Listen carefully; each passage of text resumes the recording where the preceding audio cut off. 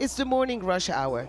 Herman is at the metro station reminding people of recent events and calling on students to carry out civil disobedience on September the 2nd, when the school year starts.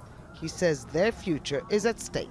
As a new generation, we can't even afford the housing. It's about a better Hong Kong. The Beijing government have promised the universal suffrage since back in 2008, but that was not happening in 2008. Hong Kong's chief executive Carrie Lam said she wanted to open a dialogue with the demonstrators, but many don't trust her. They say she hasn't addressed any of their demands, which include an investigation into the use of force by police and political reform. There are several walls like this one around Hong Kong where people post notes in solidarity of the protesters or to voice their opinion. For example, there is Free Hong Kong, Stand with Hong Kongers, Fight for Your Freedom. And you do get a sense that there's more to the protest than meets the eye. TINI TANG added her note to those at the City University of Hong Kong.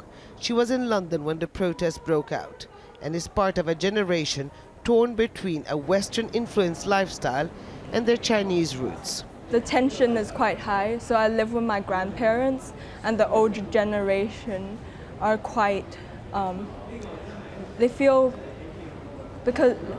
quite strongly against it, and they usually would talk a lot about it in a negative manner.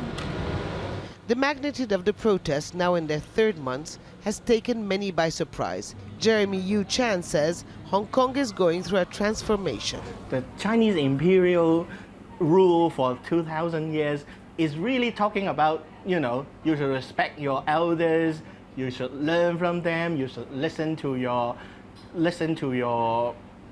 mother or father. So that is kind of why Carrie Lam's speech is a little bit backfired, because she was trying to echo that kind of morality.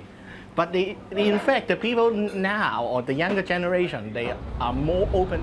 Hong Kong was under British rule for 100 years until 1997, when it was handed back to the Chinese. But mainland China doesn't take full control of the territory for another 28 years. Much of what the youth of today will achieve will define what Hong Kong will look in 2047.